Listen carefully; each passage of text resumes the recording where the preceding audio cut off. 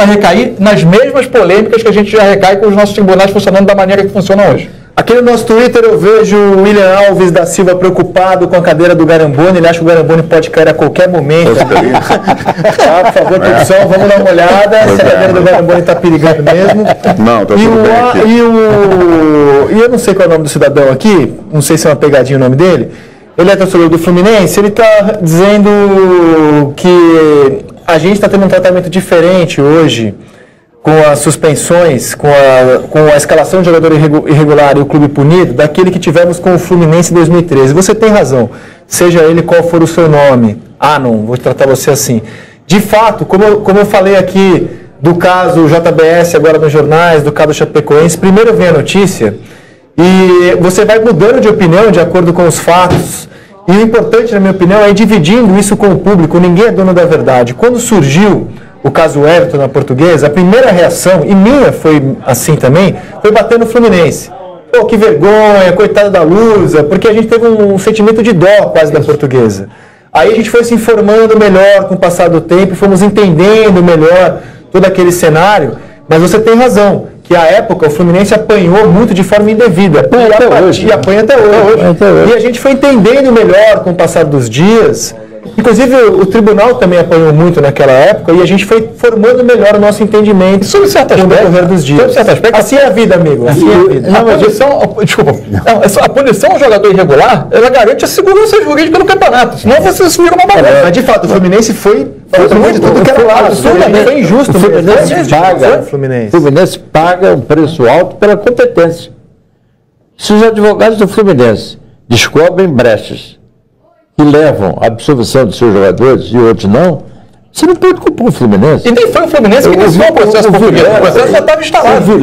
O Vilela, né, o Zé Carlos Vilela, advogado do Fluminense consagrado, e fez aquela absolvição do cartão amarelo do Flávio, né, no dia do jogo, à noite do jogo, alegando que você não pode ser punido sem direito de defesa. Depois isso aí virou lei, o cartão amarelo passou, foi decreto do presidente da República, para você cumprir a suspensão automática. Porque ele foi lá e defendeu, botou o cara para jogar, e ele ganhou o jogo. Então, a competência dos caras, você não pode discutir, pô. Nesse caso, a incompetência da Portuguesa. Exatamente, mas, de fato, à época, a gente não teve esse entendimento. O Fluminense tem um corpo jurídico de primeira linha. E sempre trataram de ter um acompanhamento jurídico dos casos dos jogadores do seu clube, extra sério, de notáveis advogados que estão lá permanentemente. Tanto que o Mário Bittencourt, que era advogado do Fluminense à época do caso Everton e que entrou como parte interessada, hoje defende a Chapecoense, ou tenta defender. Eu falei com ele ontem, inclusive, no programa, entrevistei ele sobre isso. Exatamente.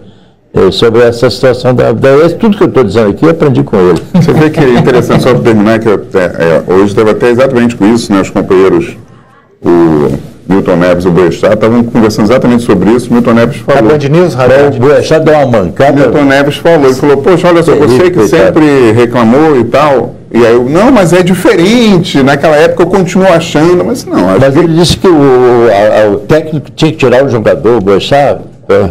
Claro, ele não tem obrigação de conhecer futebol, como conhece tudo mais, eu sou fãzão dele. Mas ele queria que tirasse o jogador no meio do jogo para não ter apenas. Não ia adiantar nada. Só estar na relação já está errado.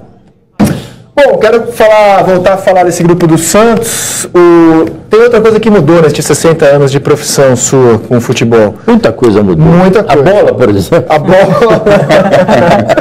Não tem mais essa história de time boliviano, ser café com leite, só ganha em La Paz. O Strongest, que já tinha ganhado do São Paulo no Pacaembu, numa Libertadores, agora conseguiu a vaga, empatando fora de casa, empatando contra o Santa Fé em Bogotá, na Colômbia. Foi 1-1 o jogo. E os jornais bolivianos estão destacando o feito do Tigre, como ele é chamado por lá. Então, Tigre heróico na capa do La Razón. No Marcas, que é o caderno de esportes desse jornal, Alma de Tigre. A gente vai mostrar os gols. Esse jogo valia a segunda vaga. O Santa Fé saiu na frente. Vamos aos gols.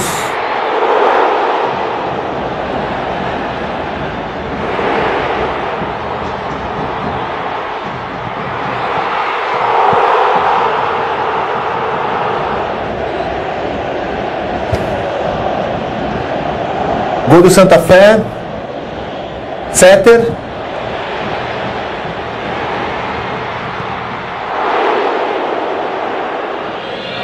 Javier Lopes contra, fez o gol do Strongest. 1-1 o jogo. E o grupo ficou assim, ó. Vamos lá.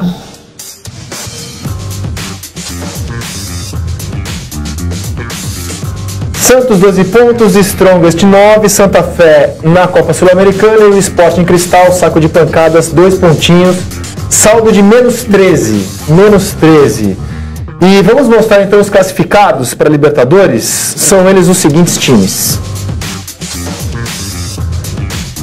Barcelona de Guayaquil, Botafogo, Santos, Strongest, River Plate, São Lourenço, Atlético Paranaense, Atlético Mineiro, Godoy Cruz e Lanús, os times que já garantiram vaga. Botafogo e mais o Nacional do Uruguai. O Botafogo joga amanhã contra o Estudiantes, brigando pela liderança do grupo. Não poderia sair desse nome Strongest.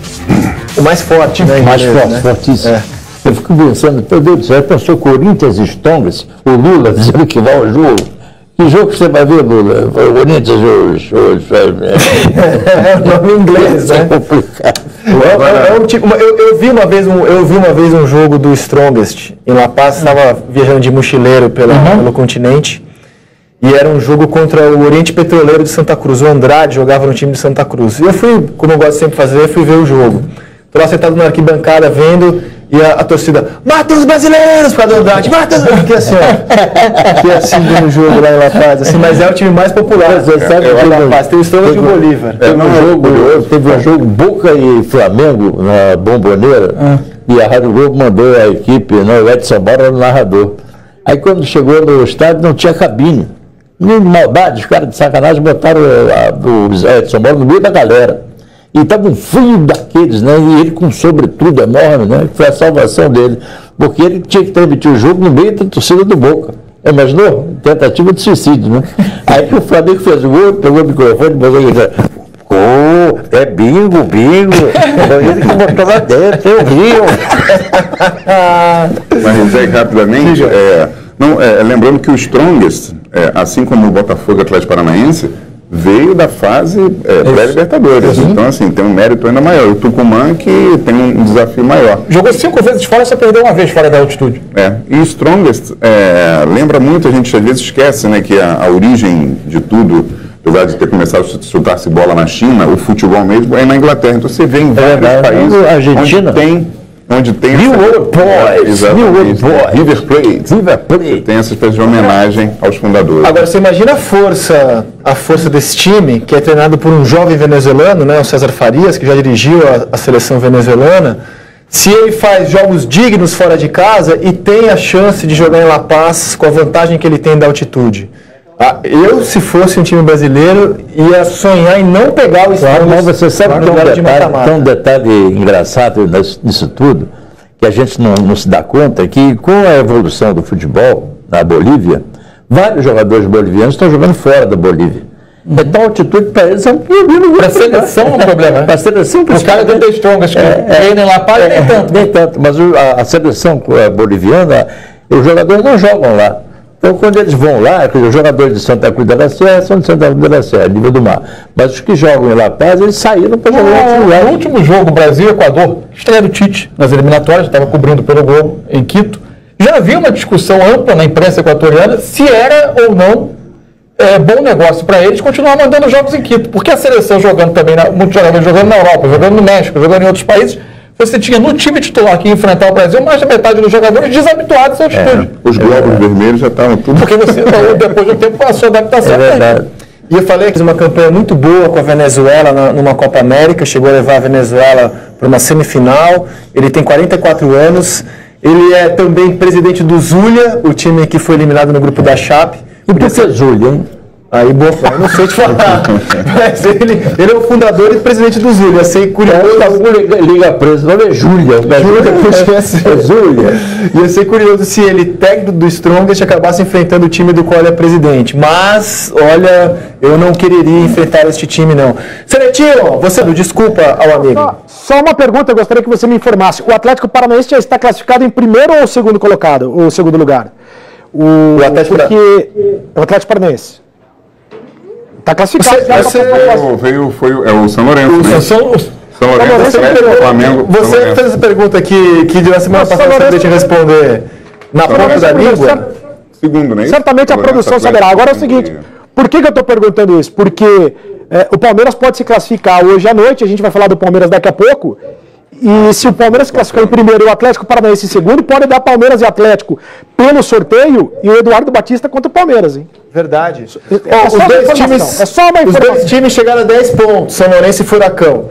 E aí, no saldo de gols, o São Lourenço com 0, o Furacão com -1, o Furacão passou em segundo. Me perdoem o lapso aqui, torcedores do Furacão. Então é esse. Então, se o Palmeiras se classificar em primeiro, pode dar Palmeiras e Atlético Paranaense o reencontro de Eduardo Batista, que foi anunciado ontem como técnico do Atlético Paranaense, com o Palmeiras. Na mesma Libertadores que eliminou ou demitiu o Eduardo Batista, né? O Eduardo Batista, por causa de uma derrota na Libertadores para o Peñarol, foi demitido do Palmeiras.